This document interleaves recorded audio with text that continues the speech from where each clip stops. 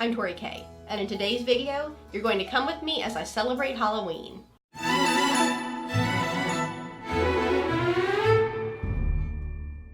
As a kid growing up, I really didn't get the opportunity to celebrate many holidays, especially Halloween, and that was for religious reasons. Now that I'm living in my own house, you might say that this Halloween is the first time I'm able to celebrate.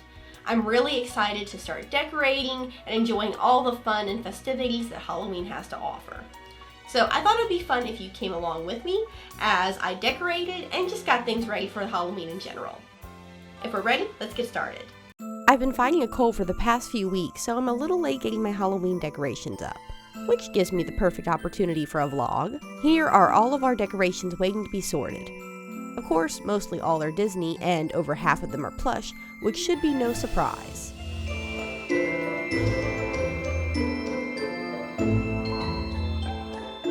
Here I'm setting out some decorations in my craft studio. The painting I made myself on my last video, which I'll link in the description box if you'd like to check it out. I also added Gigi to the mix, which I thought would be fitting because he is, after all, a witch's familiar. I found Mickey and Minnie at CVS, and they're by far my favorite Halloween purchases this year. When you squeeze their hands, they'll do a little dance. I had my husband Aaron help me demonstrate. Now? Make sure they don't fall.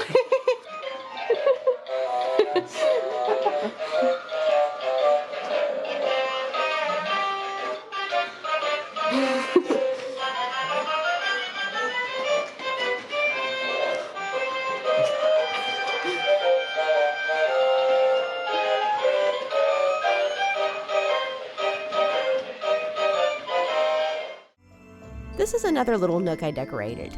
The candy corn is a squishmallow and he feels super soft when you squeeze him, like a giant marshmallow. The Minnie I found at a thrift store and the adorable jack-o'-lanterns at H-E-B. The Chewbacca is also a Halloween plush and he has candy corn instead of ammo on his belt. I searched everywhere before I found a Chewbacca plush that I liked because most of them are terrifying in my opinion. These two I got from Hallmark. The Halloween porg lifts his flippers when you squeeze him and makes a perfect companion for Chewie. And of course, no Disney Halloween would be complete without Nightmare Before Christmas. Zero is from Walgreens, and the jack-o'-lanterns once again are from H-E-B. I love Zero because his ears are bendable. I got this Mayor plush at Hot Topic, and when you turn his head, his expression changes. Now I'm moving on to our living room. In the living spaces, I want to keep it very simple because we have two cats, Lucy and Jingle, who get into everything. This is Lucy, and that's Jingle.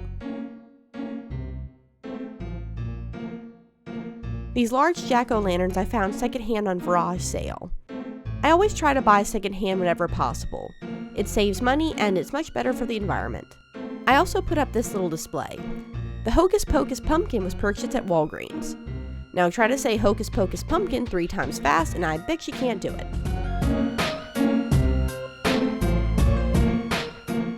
Halloween wouldn't be a holiday without special books and movies, at least not in my opinion. Since I'm not much into scary things, I checked out an assortment of cozy mysteries, children's stories, and activity books, most of which I borrow from the library. If you follow me on Instagram, I'll be posting lists of some of my favorite non-scary Halloween books and movies, so check that out in the near future. This was my favorite find, a collection of recipes themed around movies and books.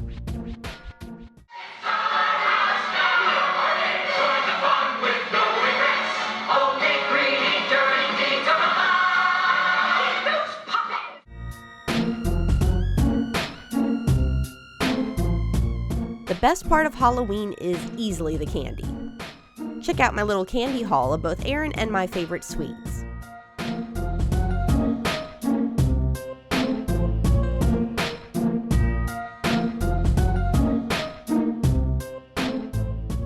And with our candy hoard in hand, Aaron and I settled in for a movie night.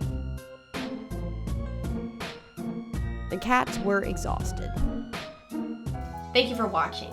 I hope you enjoyed the video, and if you did, please be sure to like and subscribe if you haven't already. Also, this whole October I'm going to be posting more crafts and other DIY projects for Halloween, so be sure to check those videos out in the near future. Until next time, see you soon.